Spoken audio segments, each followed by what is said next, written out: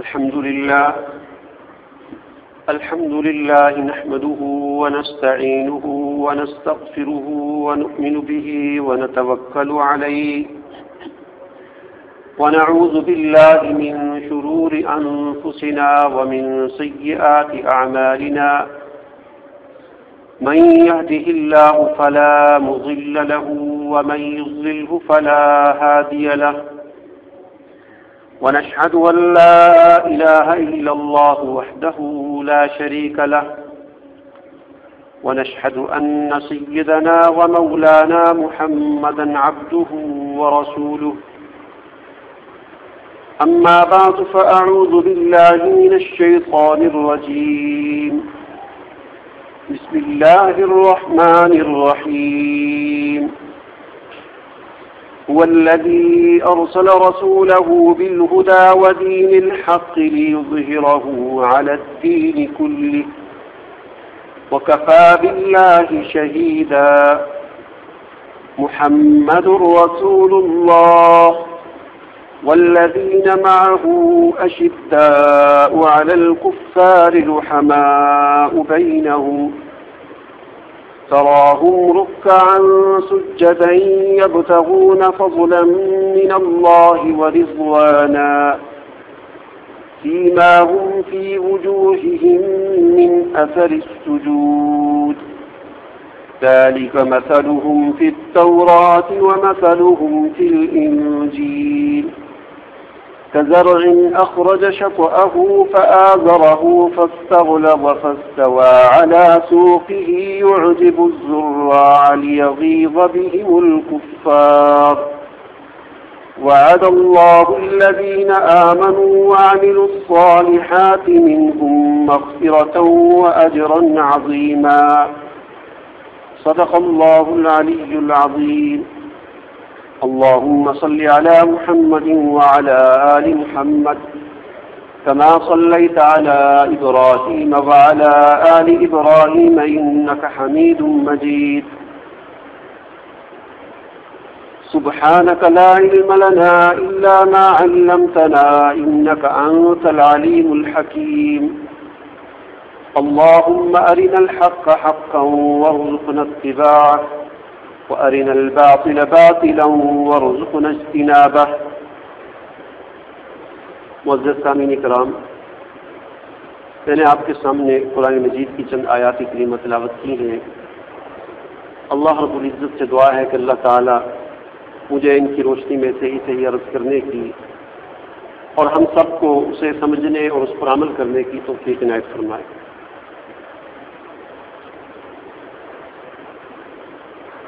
اللہ تعالیٰ کا ارشاد ہے هو الذی ارسل رسولہ بالہدی، اللہ تو وہ ذات ہے کہ جس نے اپنے رسول کو بھیجا ہدایت کے ساتھ۔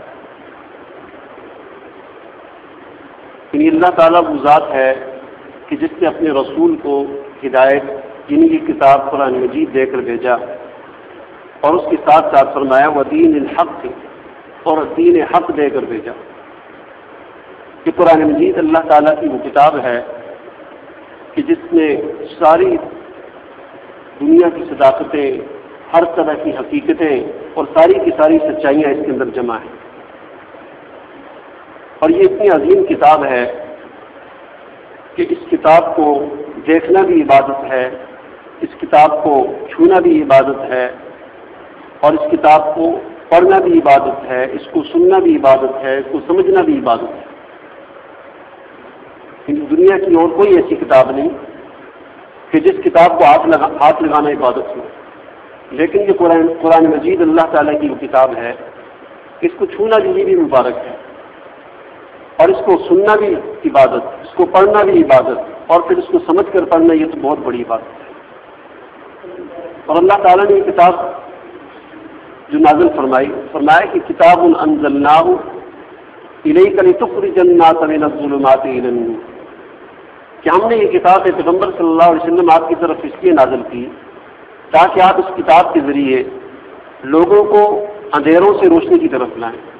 دنیا کے اندر کفر کے اندھیرے ہیں، شرک کے اندھیرے ہیں، بدعات کے اندھیرے ہیں، گمراہیوں کے، فتنوں کے، طرح طرح کی خرابیاں ہیں، اس کتاب کو نازل کرنے کا مقصد یہ ہے کہ اس کتاب کے ذریعے آپ لوگوں کو ان گمراہیوں سے، ان فتنوں سے، ان بدعات سے، ان فضولیات سے، ان رسم و رواج سے، تمام برائیوں سے نکال کر روشنی کی طرف، ہدایت کی روشنی کی طرف لے آئیں۔ اس کتاب کے نازل کرنے کا یہ مقصد ہے۔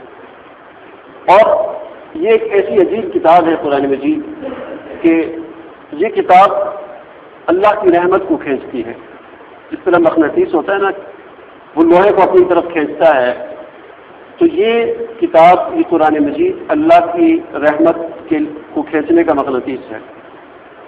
فرمایا کہ وَإِذَا قُرِئَ الْقُرْآنُ فَاسْتَمِعُوا لَهُ وَأَنصِتُوا لَعَلَّكُمْ تُرْحَمُونَ، کہ جب یہ قرآن مجید پڑھا جائے، فرمایا اس کو خاموشی کے ساتھ سنو، وانصتوا اور خاموش ہو جاؤ، اس کو سنو اور خاموش ہو جاؤ، لعلکم ترحمون، تاکہ تم پر رحم کیا جائے۔ تو معلوم ہوا کہ جب قرآن مجید پڑھا جاتا ہے تو اللہ تعالیٰ کی رحمتیں اس وقت نازل ہوتی ہیں اور اللہ تعالیٰ کی رحمتیں گھیر لیتی ہیں۔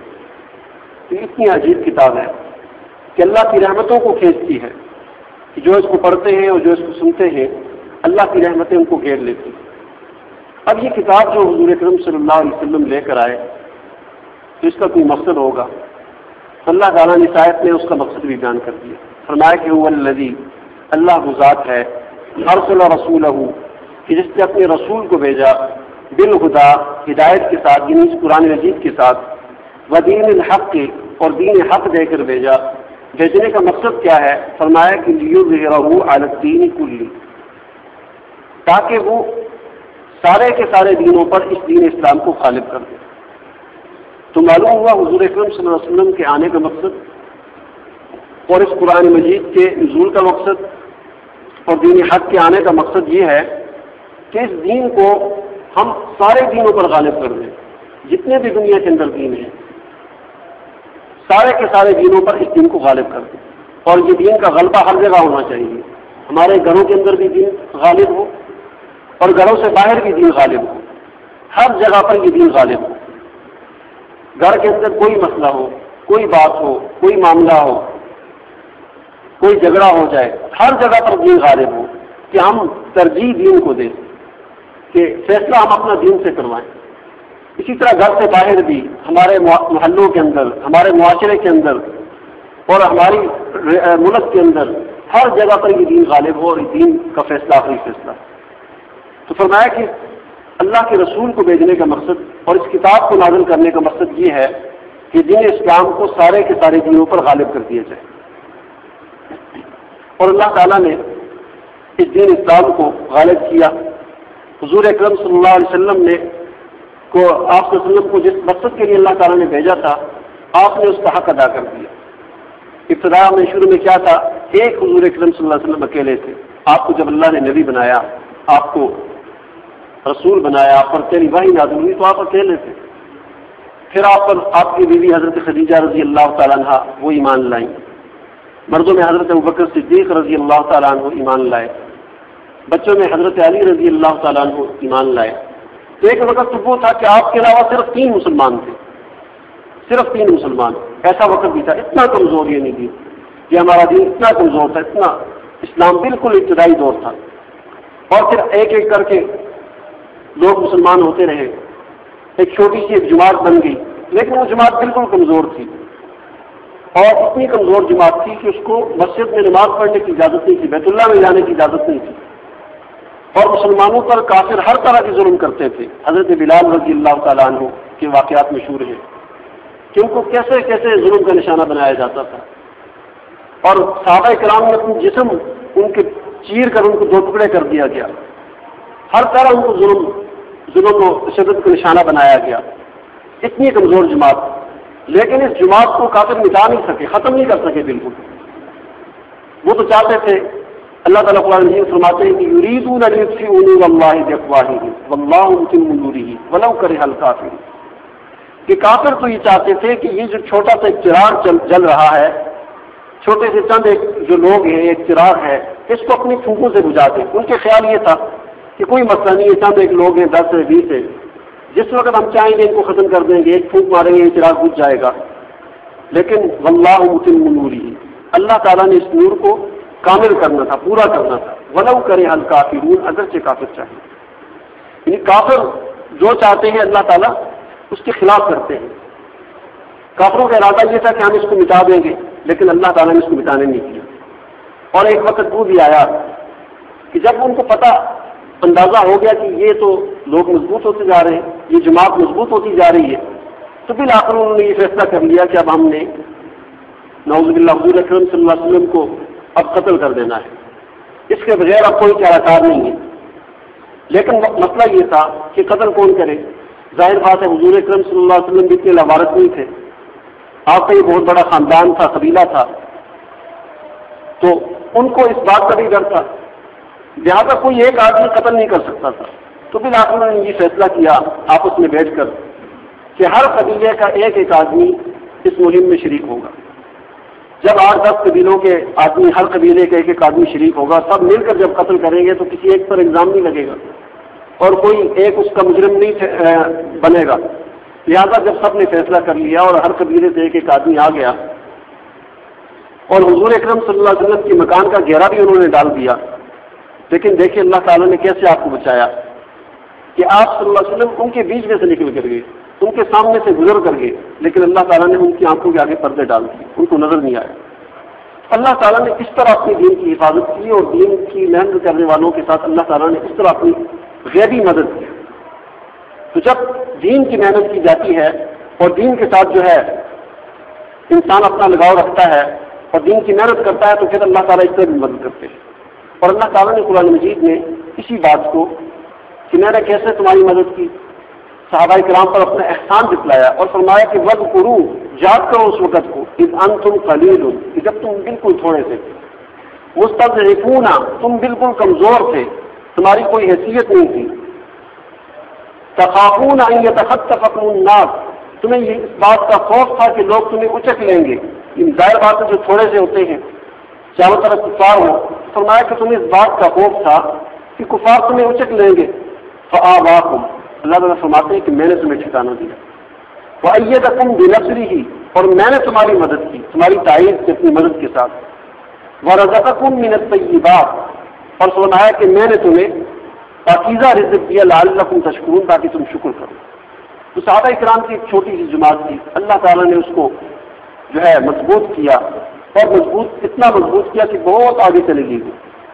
اور پھر اس طرح حضور اکرم صلی اللہ علیہ وسلم کی بھی حفاظت کی. اسی بات کو اللہ تعالیٰ فرماتے ہیں کہ وہ الذی ارسل رسولہ، کہ اللہ تو وہ ذات ہے کہ جس نے اپنے رسول کو بھیجا، دین دے کر بھیجا، یہ کتاب دے کر بھیجا، لیظہرہ علی الدین کلہ، تاکہ وہ اس سارے کے سارے دینوں پر اس دین اسلام کو غالب کر دے. تو معلوم ہوا کہ ظاہر بات ہے دنیا کے اندر اللہ تعالیٰ نے ہمیں بھیجا ہے تو کوئی مقصد ہوگا، بغیر مقصد کے نہیں. ایک مقصد ہوتا ہے، ایک ضرورت ہوتی ہے. ہم بیت الخلاء میں جاتے ہیں، ظاہر ایک گندی جگہ ہوتی ہے، وہاں بدبو ہوتی ہے، ہمارا وہاں دل نہیں کرتا وہاں جانے کو، لیکن کیوں جاتے ہیں؟ وہاں ہماری ایک ضرورت ہوتی ہے. تو جب وہ ضرورت ہماری پوری ہو جاتی ہے تو فوراً ہم وہاں سے باہر آتے ہیں، بلکہ ہمارا دل کرتا ہے کہ پہلے ہی وہاں سے ڈال دیں، اتنی گندی جگہ ہوتی ہے. تو معلوم ہوا کہ جو ضرورت ہوتی ہے وہ قدر ضرورت اس کو استعمال کیا جاتا ہے. تو دنیا کے اندر ہماری ضروریات بھی ہے اور اسی طرح اللہ تعالیٰ نے ہمیں ایک جو مقصد دیا ہے وہ مقصد بھی ہے. ضرورت کیا ہے ہماری؟ یہاں کھانا پینا، یہاں رہنا، اپنی رہائش کا بندوبست کرنا، یہ ساری چیزیں ہماری ضروریات ہیں. اور اسی طرح اس دنیا کے اندر ایک مقصد بھی ہے ہمارا، جس مقصد کے تحت اللہ تعالیٰ نے ہمیں پیدا کیا. وما خلقت الجن والانس الا لیعبدون. ایک مقصد تو یہ بیان فرمایا ہے کہ ہم نے جن اور انس کو ان کی جو تخلیق ہے اس کو اپنی عبادت کے لیے کیا ہے، کہ ہم نے تمہیں اس لیے پیدا کیا ہے کہ تم دنیا میں جا کر ہماری عبادت کرو. عبادت میں ساری چیزیں آ جاتی ہیں. عبادت صرف نماز روزے کا نام نہیں ہے کہ نماز پڑھ لینا یہ عبادت ہے. اللہ تعالیٰ کے سارے احکامات کو پورا کرنا یہ عبادت ہے. عبادت عبد سے یہ لفظ ہے، عبد بندگی کو کہتے ہیں. بندگی کیا ہوتی ہے؟ بندہ، یہ عبد کا لفظ عربی زبان میں غلام کے لیے بولا جاتا ہے. غلام وہ ہوتے تھے پہلے زمانے میں کہ جس کا اپنا کچھ نہیں ہوتا تھا، یعنی وہ آقا کا بس غلام ہوتا تھا. اس کو آقا جو کہتا تھا اس نے وہی کرنا ہوتا تھا. وہ جو کماتا تھا وہ بھی اس کا نہیں ہوتا تھا، وہ بھی اس کے آقا کا ہوتا تھا. تو عبدیت اور بندگی یہ ہے کہ ہمارا کچھ بھی نہیں ہے، یہاں پر سب کچھ اللہ کا ہے. ہم نے صرف اپنی ضرورت کا خیال رکھنے کی ہمیں اجازت ہے ہم اپنی ضرورت پوری کر سکتے ہیں، اپنے لیے کما سکتے ہیں ضرورت کے مطابق، کھا سکتے ہیں ضرورت کے مطابق اور اپنی رہائش کا بندوبست کر سکتے ہیں، لیکن اس کے ساتھ ساتھ اپنے مقصد کو ہم نے نہیں بھولنا کہ جس مقصد کے لیے اللہ تعالیٰ نے ہمیں اس دنیا میں بھیجا۔ تو صحابہ کرام نے اس مقصد کو پورا کیا۔ اللہ تعالیٰ نے پھر ان کی تعریف کی قرآن مجید کی اور فرمایا کہ محمد الرسول اللہ، محمد اللہ تعالیٰ کے رسول ہیں صلی اللہ علیہ وسلم۔ والذین معہ اشداء علی الکفار، فرمایا کہ وہ لوگ جو آپ کے ساتھ ہیں، یعنی محمد صلی اللہ علیہ وسلم کے جو ساتھ ہیں، فرمایا کہ ان کی صفت یہ ہے کہ اشداء علی الکفار رحماء بینہم، کہ وہ کافروں کو یہ تو انتہائی سخت ہیں لیکن آپس میں انتہائی رحم دل ہے۔ یہ صحابہ کرام کی صفت تھی اور یہ ان کے ایمان تھا کہ جہاں پر اللہ تعالیٰ کا حکم ہوتا سختی کا تو وہاں پر وہ انتہائی سختی والا معاملہ کرتے، اور جہاں پر نرمی کا بات ہوتی تو وہاں پر انتہائی نرمی والا معاملہ کرتے۔ یعنی ان کی اپنی کوئی خواہش نہیں تھی۔ حضرت علی رضی اللہ تعالیٰ عنہ کا مشہور واقعہ ہے کہ ایک جنگ کے اندر انہوں نے کافر کو جب نیچے گرایا اور اس کی سینے پر جب چڑھ گئے اور اس کی گردن کاٹنے لگے تو اس نے نیچے سے تھوک دیا آپ کے چہرے پر، تو آپ وہاں سے اس کے سینے سے اتر گئے اور فرمایا کہ پہلے تو میں تجھے اللہ کے لیے قتل کر رہا تھا، لیکن اب جب تو نے میرے چہرے پر تھوکا تو مجھے بھی اس بات پر بھی غصہ آیا، اب میں قتل کروں گا تو ممکن ہے میں اپنے غصے کی وجہ سے قتل کروں، اس لیے اب قتل نہیں کرتا۔ تو ان کی اپنی کوئی خواہش نہیں ہوتی تھی، وہ اگر کسی کو قتل کرتے تھے تو اللہ کے لیے قتل کرتے تھے، اگر کسی کے ساتھ لڑتے تھے تو اللہ کے لیے لڑتے تھے، اور انہوں نے دین کے معاملے میں کسی کی پرواہ نہیں کی، اپنے باپ کی پرواہ نہیں کی، اپنی ماں کی پرواہ نہیں کی، اپنے بہن بھائیوں کی پرواہ نہیں کی۔ ایک صحابی کا واقعہ آتا ہے، مشہور صحابی ہے، جنگ کے اندر وہ ایک جنگ ہو رہی تھی اور مقابلے میں کافروں کی طرف ان کے والد بھی تھے اور ان کے والد بار بار ان کے سامنے آتے تھے اور یہ اپنا رخ دوسری طرف پھیر لیتے تھے، دوسری طرف لڑنا شروع ہو جاتے ہیں۔ ان کا والد ادھر سے آتا تو یہ چہرہ پھیر کے اس طرف لڑنا شروع ہو جاتے، اپنے والد کچھ نہیں کہہ رہے تھے، لیکن جب بار بار ان کا والد ان کے سامنے آیا اور ایک وقت ایسا بھی آیا کہ اس نے سارے راستے بند کر دیے اور بالکل اپنے بیٹے کے سامنے آ کر کھڑا ہو گیا، تو اب پھر انہوں نے کہا چلو یہ بات ہے تو ٹھیک ہے، تلوار دکھا لی اور سیدھا اس کے سر میں مارا اور کھوپڑی کے دو ٹکڑے کر دیے۔ تو یہ صحابہ کرام کا معاملہ ہوتا تھا کہ وہ دین کے معاملے میں کسی کی پرواہ نہیں کرتے تھے، دین سب سے مقدم ہوتا تھا ان کے سامنے۔ تو ہمارے اندر بھی یہ صفت پیدا ہو جائے کہ ہم بھی دین کے معاملے میں کسی کی کوئی پرواہ نہ کریں۔ تو اللہ تعالیٰ نے فرمایا کہ اشداء علی الکفار، صحابہ کرام کی صفت تھی کہ کافروں کے لیے وہ انتہائی سخت ہوتے تھے، رحماء بینہم، آپس میں وہ انتہائی رحم دل ہوتے تھے، تراہم رکعا سجدا یبتغون فضلا من اللہ ورضوان۔ فرمایا مخاطب تو صحابہ کرام کو دیکھے گا، ان کی یہ حالت ہوتی تھی کہ وہ رکوع میں ہوتے تھے، سجدے میں ہوتے تھے، ان کے اعمال ایسے تھے کہ راتیں ان کی عبادت میں گزرتی تھیں، دن ان کے گھوڑے کی پیٹھ پر گزرتے تھے، اور وہ اللہ کے فضل کو اور اللہ کی رضا کو ہر وقت تلاش کرتے رہتے تھے۔ سیماہم فی وجوہہم من اثر السجود، اور اس کے نشانات ان کے چہروں پر دیکھ سکتے ہیں کہ عبادت کے نشانات، کہ یہاں پر مفسرین نے لکھا ہے کہ اس سے وہ نشان مراد نہیں ہے کہ جو بعض اوقات انسان کے چہرے پر دبا سا بن جاتا ہے، بلکہ فرمایا کہ یہ خاص قسم کے ایک نور ہے، ایک خاص قسم کی ایک روشنی ہے جو اللہ کا مقرر انسان ہوتا ہے، اللہ کا عبادت گزار بندہ جو ہوتا ہے اس کے چہرے سے چپکتی ہے اور دیکھنے والوں کو ایک خاص نورانیت محسوس ہوتی ہے۔ فرمایا کہ یہ نشان ان کے چہروں میں ہے۔ ذالک مثلہم فی التوراۃ، فرمایا کہ یہ مثال اللہ تعالیٰ نے کی تورات میں بیان کی ہے، ومثلہم فی الانجیل، اور ان کی مثال انجیل کے اندر بھی ہے۔ اور وہ مثال کیا ہے؟ انجیل کے اندر صحابہ کرام کی کیا مثال ہے؟ فرمایا کہ کزرع اخرج شطأه فآزره فاستغلظ فاستوى على سوقه يعجب الزراع۔ فرمایا کہ ان کی مثال انجیل کے اندر یہ ہے کہ جیسے کسان ایک بیج اپنے کھیت کے اندر پھینکتا ہے تو اس بیج سے کومپل نکلتی ہے، ایک سوئی نکلتی ہے، وہ پھر اپنے آپ کو سیدھا کرتی ہے، پھر وہ مضبوط ہوتی ہے، تھوڑی سی موٹی ہو جاتی ہے وہ کومپل، پھر اپنے تنے پر وہ کھڑی ہو جاتی ہے اور پورا ایک درخت بن جاتا ہے۔ فرمایا صحابہ کرام کی یہ مثال، ان کی بھی یہ مثال ہے کہ شروع میں بالکل کمزور سے تھے، تھوڑے سے تھے، پھر بڑھتے بڑھتے اللہ نے ان کو مضبوط کیا اور اتنا مضبوط کیا کہ فرمایا کہ آج صحابہ کرام اتنے مضبوط ہیں، اور ان کو اس لیے مضبوط کیا کہ لیغیظ بہم الکفار، فرمایا کہ تاکہ اس کی وجہ سے کافروں کو غضب آئے، ان کو جو ہے وہ حسد کی آگ میں جلے، صحابہ کو دیکھ کر ان کو غصہ آئے، ان کو وہ حسد کی آگ میں جلے۔ فرمایا کہ یہ وجہ ہے وعد اللہ الذین آمنوا وعملوا الصالحات، فرمایا کہ وعدہ ہے اللہ تعالیٰ ان لوگوں سے جو ایمان لائے اور عمل صالح اختیار کیا، منہم مغفرۃ واجر عظیمہ، کہ ان کے ساتھ مغفرت کا وعدہ ہے اور اجر عظیم کا وعدہ ہے۔ تو اس دین کو ہم نے اپنی زندگی میں بھی لانا ہے اور اپنے گھر والوں کی زندگی میں بھی۔ اس کی وجہ یہ ہے، ایک مثال دیکھیں، ہمارا جو جسم ہے، ہمارا جسم کے اندر جتنے بھی اعضاء ہیں یہ ایک دوسرے کی ضد ہیں۔ مثلا آنکھ ہے، آنکھ کا کام ہے دیکھنا، آنکھ سنتی نہیں ہے۔ کان کا کام ہے سننا، کان دیکھتا نہیں ہے۔ ہاتھ کا کام پکڑنا ہے، ہاتھ چلتا نہیں ہے۔ پاؤں ہے، اس کا کام چلنا ہے، یہ پکڑتے نہیں ہے۔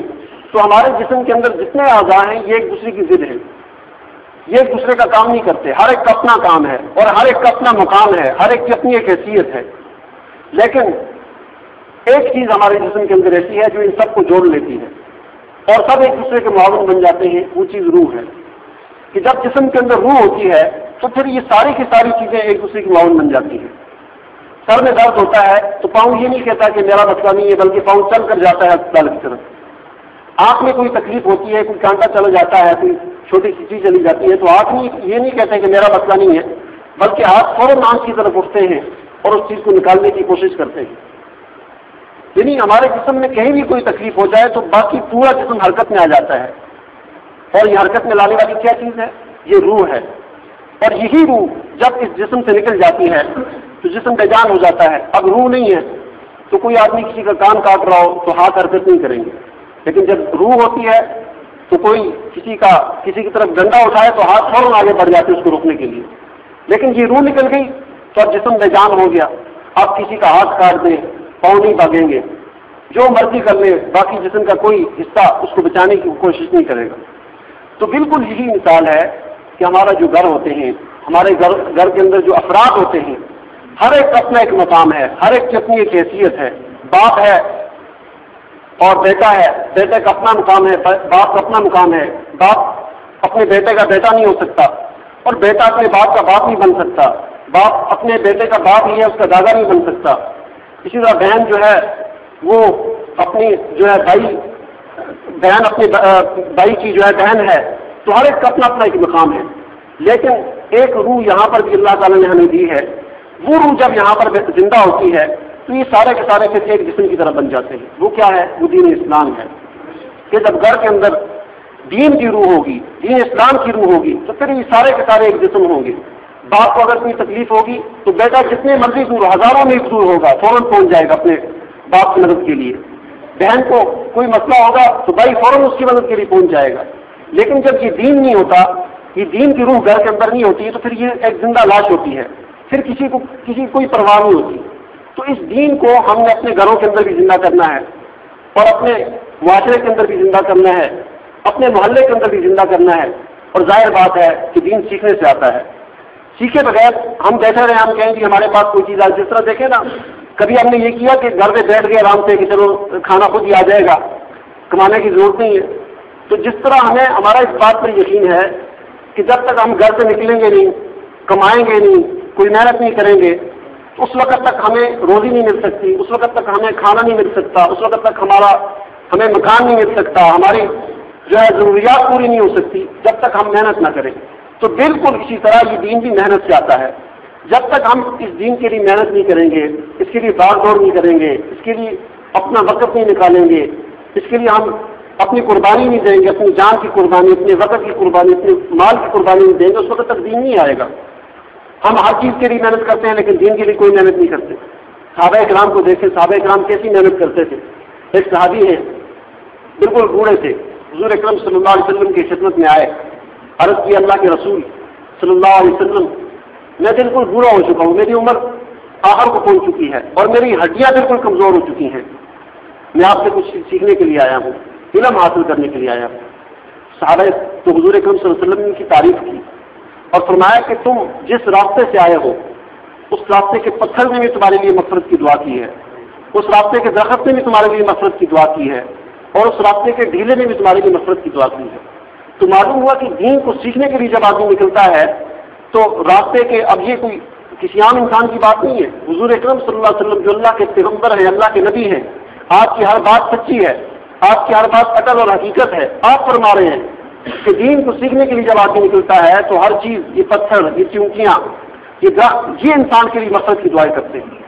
اور ایک اور روایت میں آتا ہے، ایک اور صحابی آپ کے پاس آئے اور کہا، فرمایا کہ میں علم حاصل کرنے کے لیے آیا ہوں، آپ سے کچھ سیکھنے کے لیے آیا ہوں۔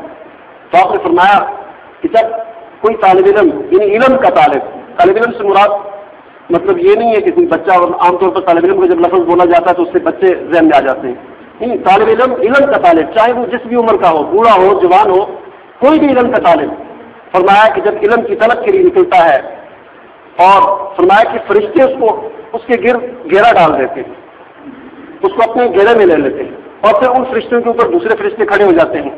اس طرح وہ ایک دوسرے کے اوپر چڑھتے اوپر پہلے آسمان سے کہ ایک پورا دائرہ بنا لیتے ہیں، اور فرمایا کہ اس لیے کرتے ہیں کہ اس علم کے طالب سے، علم کو طلب کرنے والے، اس دین کو سیکھنے والے سے ان کو محبت ہوتی ہے، تو اس کی محبت میں یہ فرشتے اتنا بڑا اہتمام کرتے ہیں کہ اب اس کو اپنے گھیرے میں لے لیتے ہیں اور آسمان تک پورا حلقہ بنا لیتے ہیں۔ تو اس دین کو ہم نے سیکھنا ہے اور خود بھی سیکھنا ہے، دوسروں کو بھی سکھانا ہے۔ اسی سلسلے میں جو ہے کل اجتماع بھی شروع ہو رہا ہے، اسلام آباد کا اجتماع کل عصر کے بعد وہاں پر شروع ہوگا، اور پرسوں کا دن ہے، اور پھر اتوار کے دن صبح جو پیر کے دن صبح دعا ہو جائے گی، تو ایک ہی دن ہے، 2 راتیں ایک دن ہے۔ تمام حضرات جو ہے کوشش کریں اس میں جانے کی، وہاں پر جو ہے ایک ماحول ہوتا ہے دین کو سیکھنے کا، ترغیبی ماحول ہوتا ہے۔ انسان، ظاہر بات ہے کوئی بھی چیز ہوتی ہے، جب ایک ترغیب ملتی ہے انسان کو تو پھر اندر کا انسان جو ہے آدمی کا بیدار ہوتا ہے، اور پھر انسان کو جب ترغیب ملتی ہے تو پھر اس کو شوق پیدا ہوتا ہے کہ مجھے دین کو سیکھنا چاہیے۔ تو وہاں پر ایک ترغیبی ماحول ہوگا، وہاں پر آپ جائیں گے، دین کو سیکھیں گے، علماء کرام کے بیانات کو سنیں گے، ایک دل کے اندر طلب پیدا ہوگی، احساس پیدا ہوگا کہ ہمیں دین کو سیکھنا چاہیے۔ تو آخر اللہ تعالیٰ عمل کرنے